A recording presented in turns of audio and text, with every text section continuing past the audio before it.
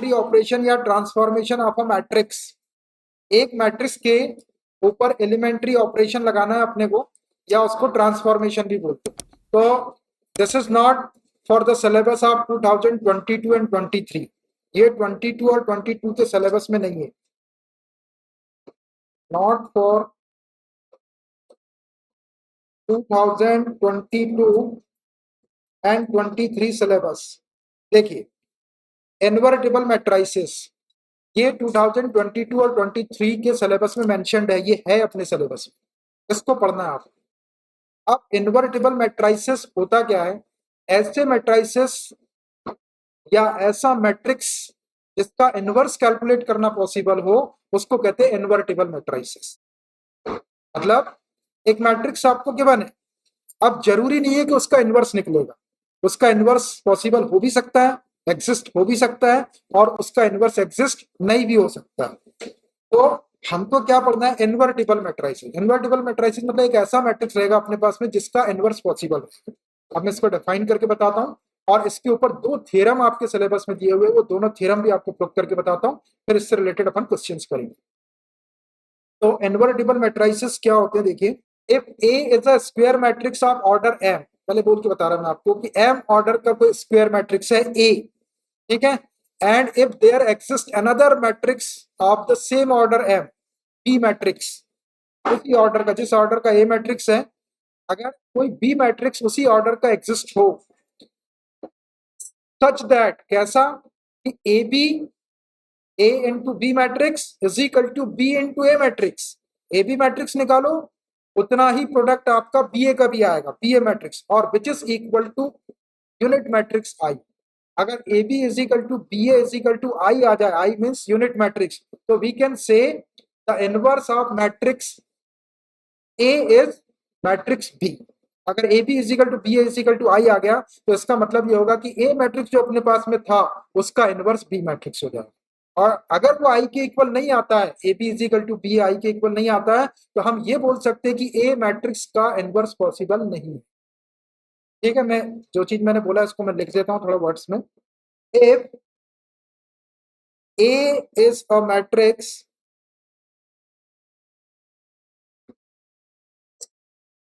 Of order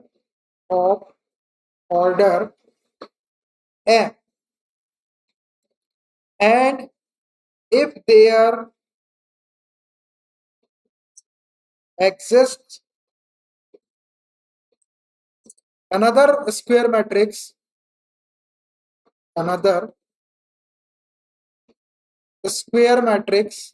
B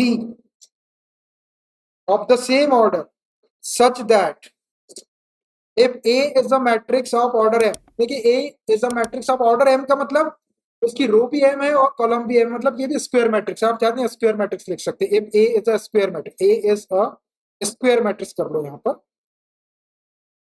square, इसका square matrix. If A is a square matrix of order m, A जो है square matrix है किसका, order m का। Order m का मतलब उसकी रो भी m है और कॉलम भी m।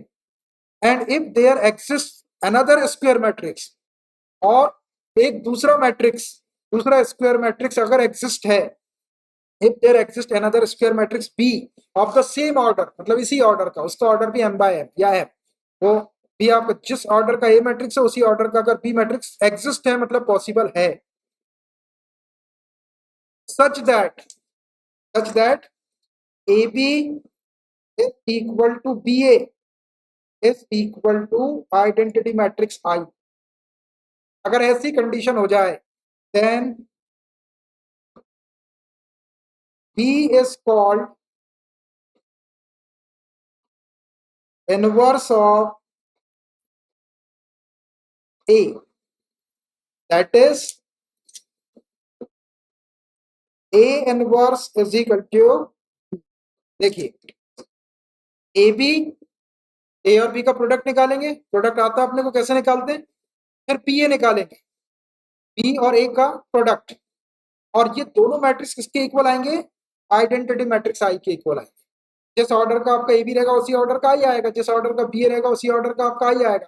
तो ए बी और बी अगर दोनों यूनिट मैट्रिक्स आ रहे हैं, देन बी इज कॉल्ड, ये जो बी दिख रहा है आपको, ए के बाद में बी लिखा हुआ है, इस बी को ए का इनवर्स कहते हैं, that is A inverse is equal to B. Similarly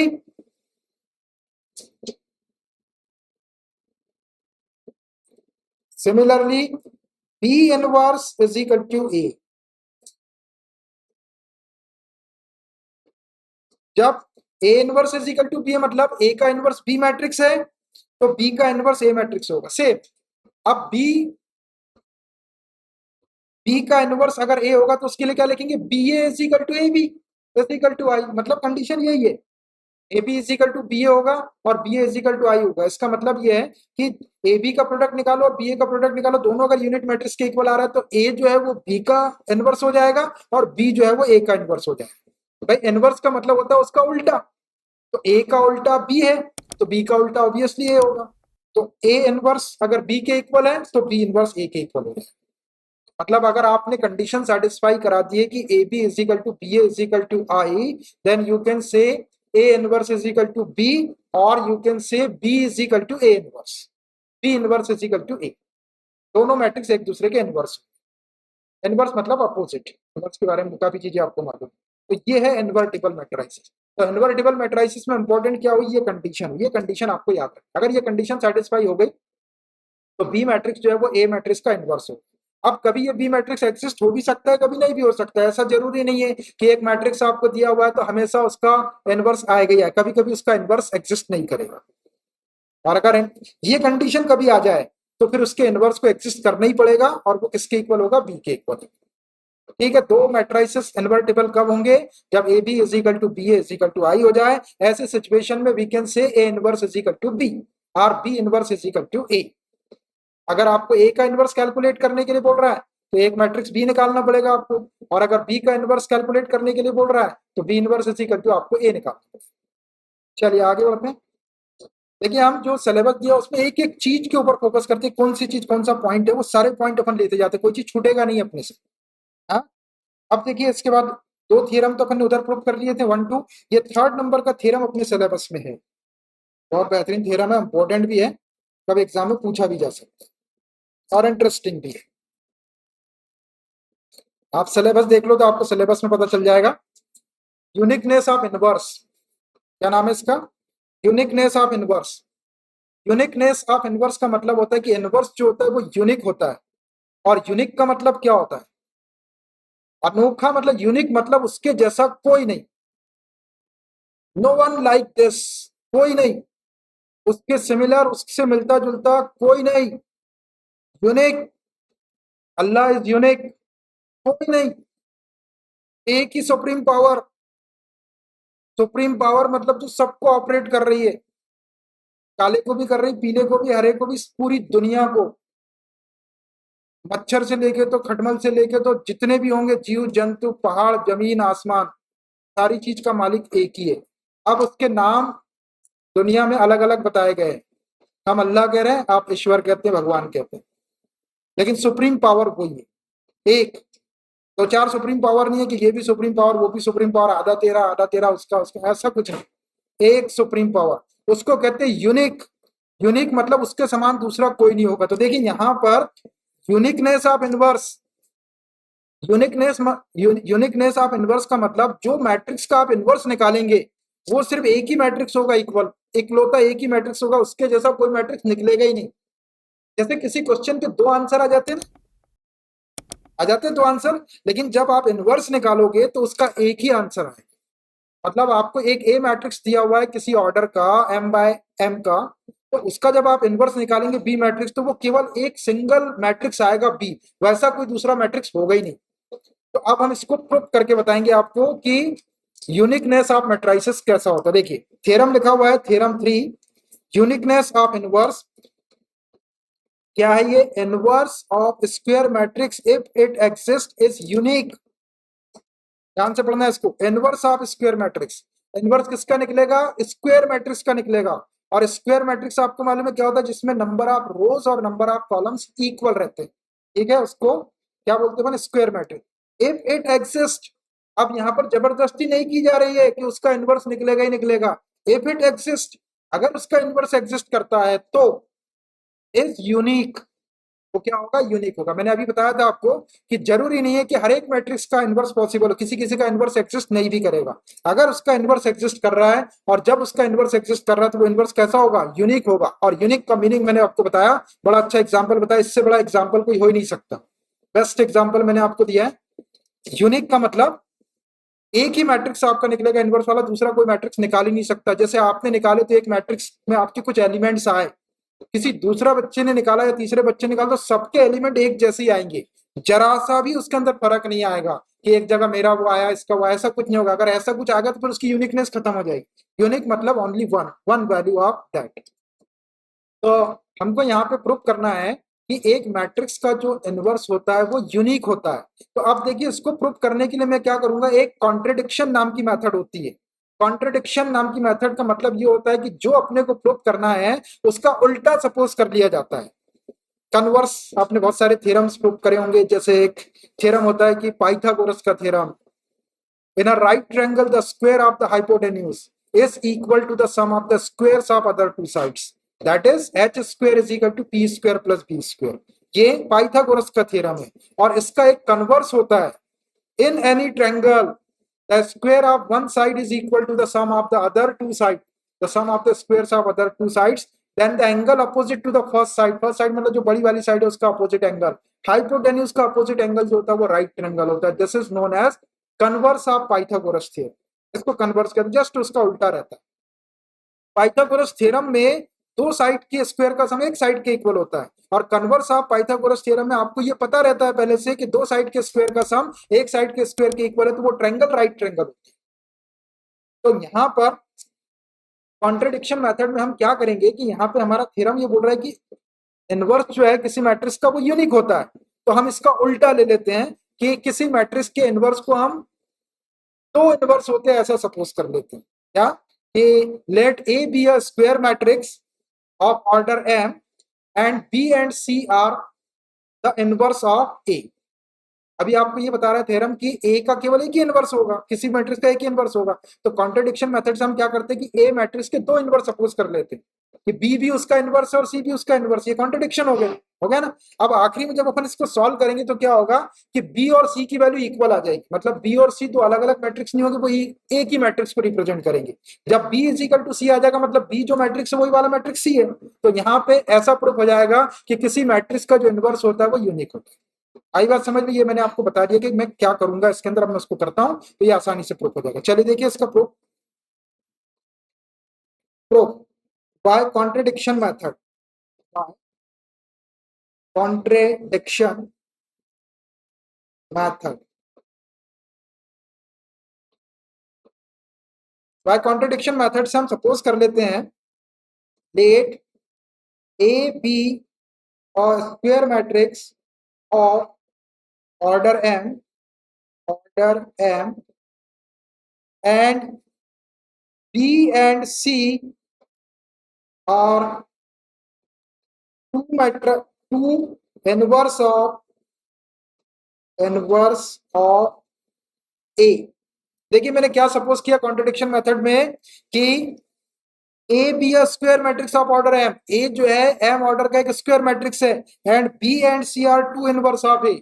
B और सी दो मैट्रिक्स मैंने ए के इनवर्स सपोज कर दिया। तो अब हमको ये प्रूव करना है कि ये जो बी और सी दो मैट्रिक्स ये एक ही मैट्रिक्स है, और ये बी और सी एक ही मैट्रिक्स कब होंगे, जब दोनों मैट्रिक्स इक्वल आ जाएंगे। मतलब अपना टारगेट है B is equal to C prove करना। B is equal to C prove कर दिया अपन ने, तो ये प्रूव हो जाएगा कि ए का एक ही इनवर्स है, या तो बी है या फिर सी है, दो में से कोई एक होगा, दोनों नहीं होंगे। तो दैट इज, अब इसको अपन क्या लिख सकते हैं, that is A B is equal to B A is equal to I, ऐसा लिख सकते हैं। एक देखो, A B is equal to B A is equal to I आ गया, इसका मतलब क्या हो गया कि ए का इनवर्स बी ए। एक बात तो ये होगी क्योंकि बी को इनवर्स लिए, एंड एक क्या हो जाएगी कि A C is equal to C A is equal to I. एक ऐसा हो जाएगा। देखो सी भी अपना ए का इनवर्स है, तो सी ए का इनवर्स कब होगा, मैट्रिक्स सी कब इनवर्स होगा ए का, जब A C is equal to C A is equal to I आएगा। अभी बताया मैंने आपको इन्वर्टिबल मैट्रिसेस यही होगा। इसको फर्स्ट वाले को इक्वेशन फर्स्ट दे दो, इसको दे दो इक्वेशन 1 और इसको दे दो इक्वेशन 2। जो मैंने आपको अभी डेफिनेशन बताया था उसके अकॉर्डिंग मैंने ये लिख दिया है। A B is equal to B is equal to I का मतलब B is the inverse of A C is equal to C is equal to I का मतलब ए मैट्रिक्स का इनवर्स सी है, A inverse is equal to C. लिख देता हूं मैं, तो पहले वाले में sense A inverse is equal to B हो गया यहाँ पर, और सेकंड वाले में sense A inverse is equal to सी। तो दो चीज आ गई, ए का इनवर्स बी भी आ गया और ए का इनवर्स सी भी आ गया, जो हमने वर्ड्स में लिखे थे वो। अब देखिए इक्वेशन 1 में से इक्वेशन 2 को मैं माइनस कर देता हूं। फ्रॉम इक्वेशन 1 माइनस इक्वेशन 2, 1 में से 2 को माइनस कर रहे हैं, तो देखो ये ए बी में से ए सी को माइनस करता हूं मैं, A B minus A C equal to, ये वाला पार्ट ले लो, आई इक्वल टू आई वाला, आई माइनस आई।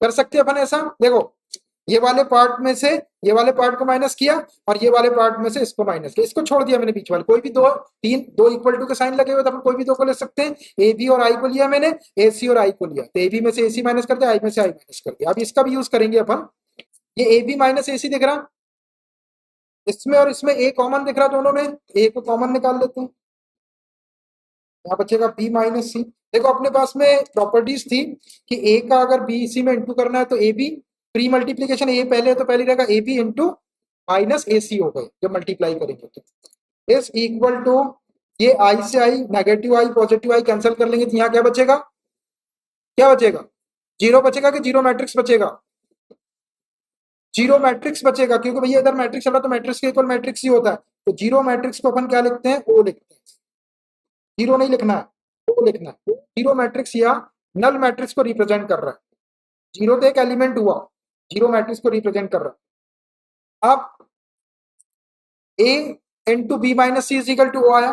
अब अपने को चाहिए क्या, अपने को ये बी ए वाली कंडीशन का यूज करना है, B A is equal to I लिखना है, तो इसके लिए यहाँ पे बी का मल्टीप्लाई होना चाहिए। तो मैं क्या करता हूँ, दोनों साइड बी का प्री मल्टीप्लाइंग करता हूँ, प्री मल्टीप्लाइंग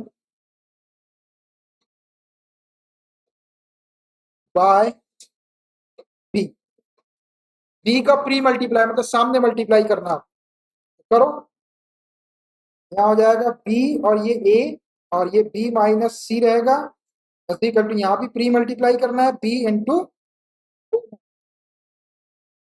इंटू का साइन लगा सकते हैं ऐसा, प्री मल्टीप्लाई सामने मल्टीप्लाई किया मैंने। अब देखो विच एम्प्लाइज, अब इस बी ए को देखो आप, ये आया बी ए और बी ए किसके इक्वल, ये बी ए को देखो किसके इक्वल है, आई के इक्वल है, तो मैं बी ए को आई लिख देता हूँ, आई मतलब यूनिट मैट्रिक्स, और ये B minus C is equal to B का इंटू अगर जीरो मैट्रिक्स में करेंगे तो क्या होगा, एक मैट्रिक्स है आपके पास में और उसमें जीरो मैट्रिक्स का मल्टी, तो जीरो मैट्रिक्स में तो सभी जीरो हो जाएगा, जीरो अपने साथ लेकर डूब जाएगा उसको, ये पूरा का पूरा आपका फिर से जीरो मैट्रिक्स आ जाएगा। किसी भी मैट्रिक्स का यदि आप जीरो में मल्टीप्लाई करेंगे जीरो मैट्रिक्स में तो वो जीरो मैट्रिक्स आ जाएगा, ये पहले अपन डिस्कस कर चुके हैं जी। अब यहाँ देखो आई इंटू बी माइनस सी, ये आई क्या है, आई यूनिट मैट्रिक्स है, और आपको मालूम है यूनिट का मतलब होता है वन, वन का किसी चीज में मल्टीप्लाई करो तो उसी में कंज्यूम हो जाता है जिसमें मल्टीप्लाई कर रहे हैं, तो I into B minus C को बी माइनस सी लिख देता हूँ, B minus C equal to, ये जीरो मैट्रिक्स या नल मैट्रिक्स, माइनस सी को इधर शिफ्ट कर दो तो प्लस सी हो जाएगा, तो बी इज इक्वल टू सी। देखो बी इज इक्वल टू सी आने का मतलब क्या है, बी इज इक्वल टू सी आने का मतलब यह है कि मैट्रिक्स बी जो है मैट्रिक्स सी के इक्वल है। जब मैट्रिक्स बी मैट्रिक्स सी के इक्वल हो गया तो जो हमने सपोज किए थे कि B and C are two inverse of A, इसका मतलब ये हो गया कि बी और सी जो है वो दो इनवर्स नहीं है, उसका एक ही इनवर्स है। तो इसको लिख देंगे हम, therefore inverse of matrix A is unique, therefore inverse of matrix A is unique, hence prove. देखिए ये कहलाती है यूनिकनेस ऑफ इनवर्स, कर दी हमने prove, B is equal to C का मतलब बी और सी एक ही मैट्रिक्स है। जब बी और सी एक ही मैट्रिक्स है तो ए का जो है वो एक ही इनवर्स आएगा, और जब ए का एक ही इनवर्स आएगा इसका मतलब है कि इनवर्स इज यूनिक। किसी भी मैट्रिक्स का इनवर्स निकालेंगे तो यूनिक आएगा। ये बहुत इंपॉर्टेंट थ्योरम है, ये आपके सिलेबस में मेंशन करके दिया हुआ है, आप देखना सिलेबस को पढ़ के। ठीक है, तो ये हो गया थर्ड। और एक थ्योरम और देखिए इसमें, देखिए इसमें भी बहुत सारी चीजें सीख सकते हैं आप। देखिए theorem 4, A and B are invertible matrices of same order, then AB inverse is equal to B inverse into A inverse। क्या बोल रहा है कि A and B are invertible matrices है। इन्वर्टिबल मैट्रिसेस का मतलब आपको मालूम है क्या होता है? इन्वर्टिबल मैट्रिसेस का मतलब कि उनका इन्वर्स पॉसिबल है। इन्वर्टिबल मैट्रिसेस जैसे ए एक इन्वर्टिबल मैट्रिसेस है तो कब होगा? एक दूसरा मैट्रिक्स बी एग्जिस्ट करेगा, कैसे? A B is equal to B is equal to I. तो ए और बी दोनों इन्वर्टिबल मैट्रिसेस, मतलब दोनों का इन्वर्स पॉसिबल है ऑफ द सेम ऑर्डर, और सेम ऑर्डर के। देन ए बी इनवर्स, देखिए ए बी है और उसके ऊपर इनवर्स लगा हुआ है, तो जब ये ब्रैकेट खोलेंगे तो पहले ए का इनवर्स और बाद में बी का इनवर्स नहीं आता, जैसे डैश में भी खोलते थे अपन ट्रांसपोज में, तो सेकंड वाली क्वांटिटी पहले आती, फर्स्ट वाली बाद में। ये क्या लिखा? B inverse into A inverse होता है। आगे कहीं पे आएगा तो अपन ऐसा यूज कर लेंगे। अब ये थ्योरम आ गया कि ए बी का इनवर्स लगा हुआ है is equal to B inverse into A inverse होगा, तो ये अपने को प्रूफ करना है। देखिए इसको प्रूफ करता हूं मैं, सीधा प्रूफ हो जाएगा ये प्रूफ।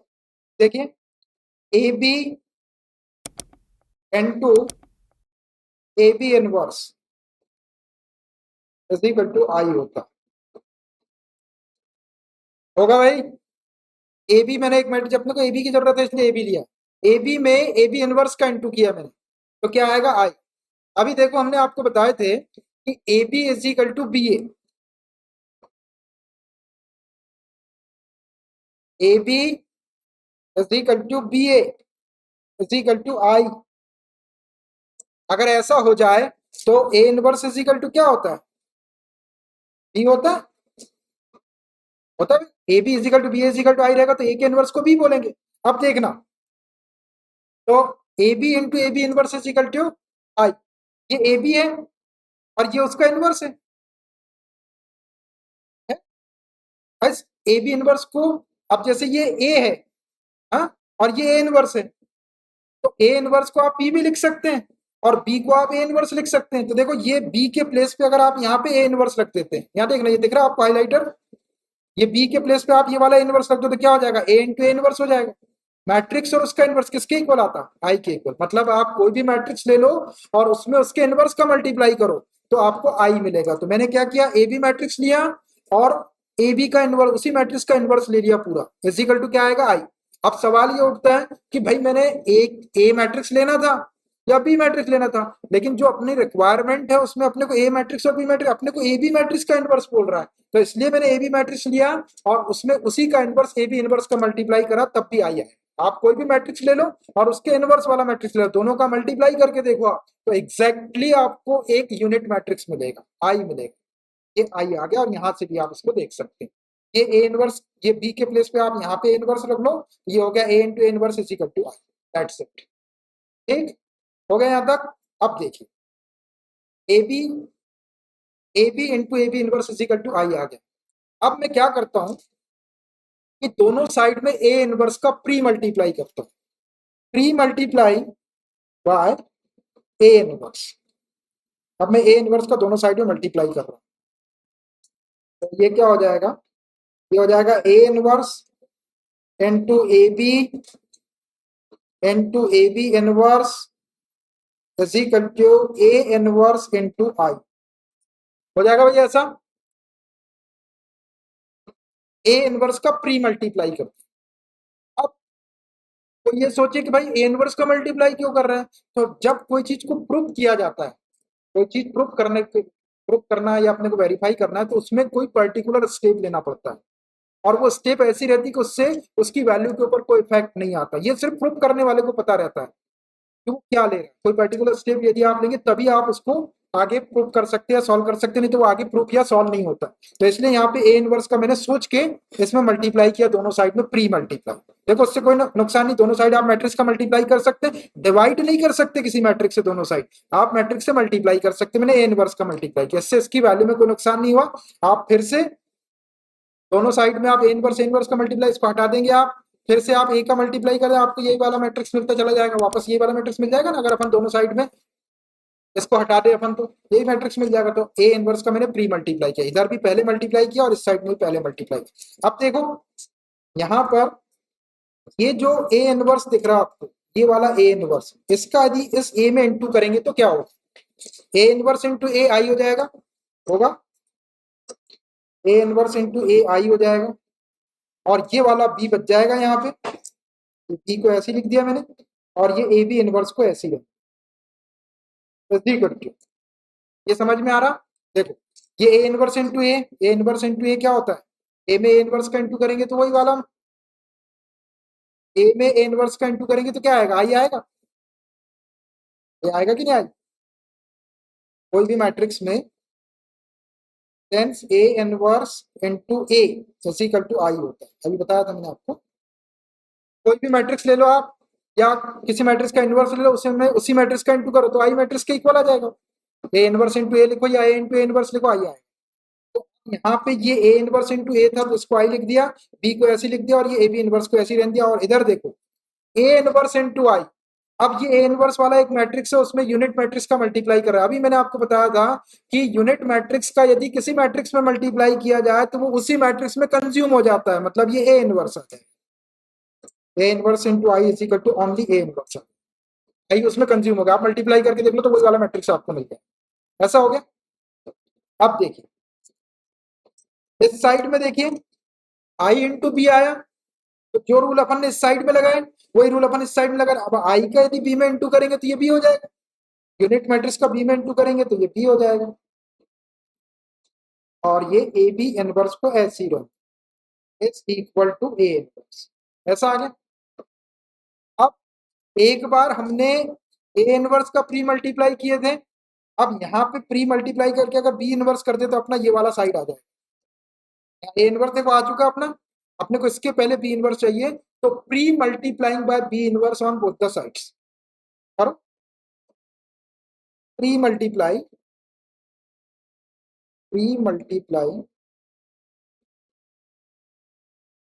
बाय बी इनवर्स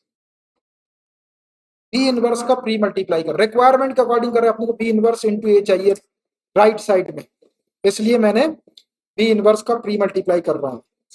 चलो करो, यहाँ पे करेंगे तो ये बी इनवर्स इंटू बी, और ये ए बी इनवर्स को ऐसे ही रहने दो, ऐसे ही करके इधर भी आपका बी का बी इनवर्स का प्री मल्टीप्लाई करना, B inverse into A inverse, ऐसा हो गया। देखो बी इनवर्स का यहाँ भी इंटू किया, बी इनवर्स का यहाँ भी इंटू किया, ये अब यहाँ देखो ये बी इनवर्स इंटू बी, किसी भी मैट्रिक्स में उसी मैट्रिक्स का के इनवर्स का यदि मल्टीप्लाई किया जाए तो inverse into A equal to I होता है, तो B inverse into B equal to भी आई हो जाएगा, ये आई हो गया इंटू ए बी इनवर्स को ऐसे ही रहने दो, ये बी इनवर्स ए इनवर्स को भी ऐसे ही रहने दो, इसकी जरूरत है अपने को।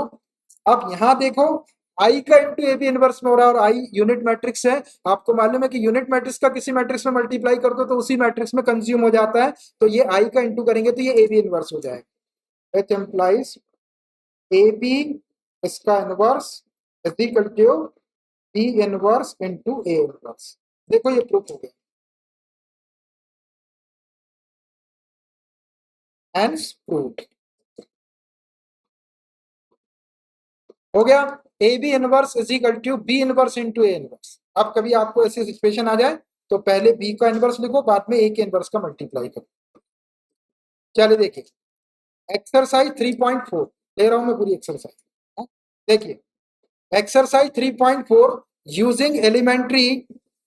Using elementary transformations, elementary operations भी बोल सकते हैं, एलिमेंट्री ट्रांसफॉर्मेशन भी बोल सकते हैं।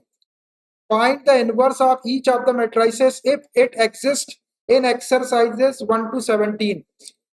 अगर किसी मैट्रिक्स का इनवर्स एग्जिस्ट करता हो, जबरदस्ती नहीं करना है, तो आपको इनवर्स फाइंड आउट करना है क्वेश्चन नंबर 1 से लेकर 17 तक, और कैसे एलिमेंट्री ट्रांसफॉर्मेशन या एलिमेंट्री ऑपरेशन से, तो ये अपने सिलेबस में नहीं है, तो क्वेश्चन नंबर 1 से लेकर 17 तक के क्वेश्चन छोड़ देंगे हम, वैसे आपको पता हम छोड़ते कुछ नहीं है, हाँ लेकिन अब इसको हम छोड़ देंगे, छोड़ दो, बोलो हाँ आपकी परमिशन से छोड़ रहा है, इससे ये हुआ कि आपसे इजाजत ले ली उसके बाद छोड़ रहा, जबरदस्ती हम नहीं छोड़ रहे, ठीक है छोड़ देंगे 1 से 17, और धड़ल्ले से छोड़िए आप, कोई आपको मना नहीं करेगा इसमें। चलिए अब आगे बढ़ते हैं।